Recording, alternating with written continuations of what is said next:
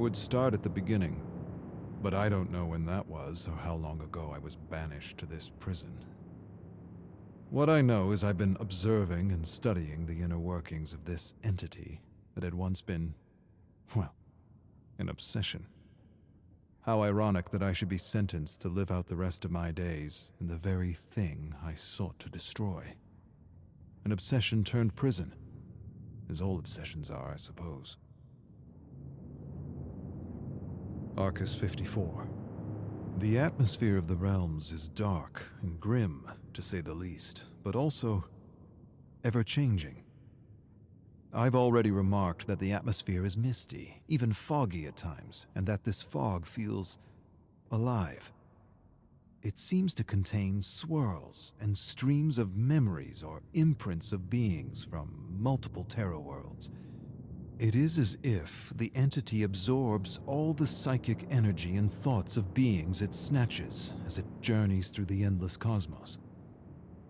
I've used the Orus to study the black fog, and have come to 3 observations that will prove invaluable to finding a way home.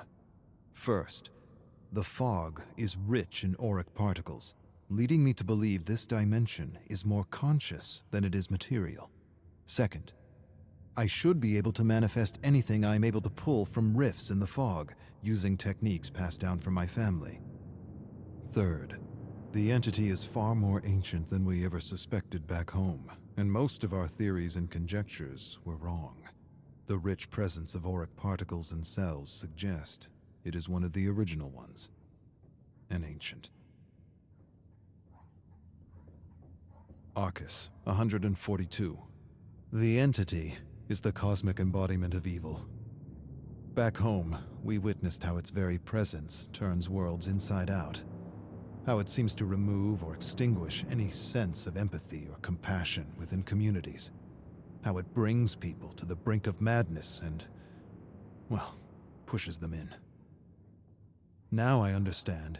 It does all this in order to rip victims from their lives and have them play out an endless trial of terror that it presumably needs for its own survival. And there, perhaps, lies the key to its destruction, if an ancient can be destroyed at all. End the trials. Destroy its ability to sap dark nectar from victims like a cruel parasite feeding from a flower. At least the archives affords me a better understanding of the entity, why it moves from universe to universe, picking victims off and devouring worlds as though at a cosmic buffet.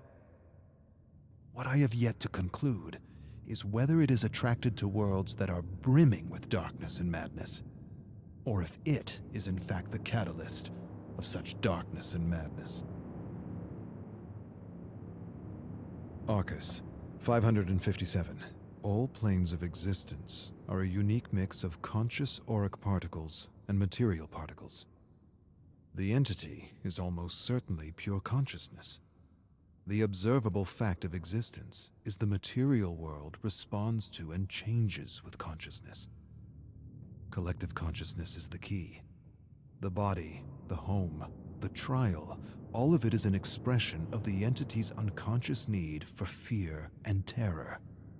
The distinct observation in the specimens chosen by the entity is that they all come from worlds that have failed to understand the metaphysical relationship between their thoughts and the world they live in. This is not by chance. It is, to my mind, self-preservation. Victims who know this truth and have honed their ability to manifest could be poisonous to the entity. This leads me to believe the entity is attracted to dark worlds because darkness and chaos are clear indicators that inhabitants have failed to connect the dots between the collective consciousness and the health of their world. The conclusion, then, might be that the entity feeds off ignorance. Arcus 731. Hard to tell when one day ends and another begins.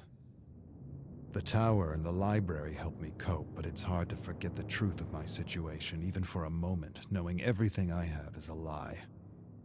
I have access to anything I want, and yet I have nothing. The survivors continue to undergo the trials with the most brutal of killers.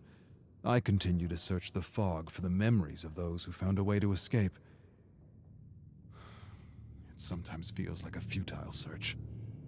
But then again, I've got time on my hands. Lots of time.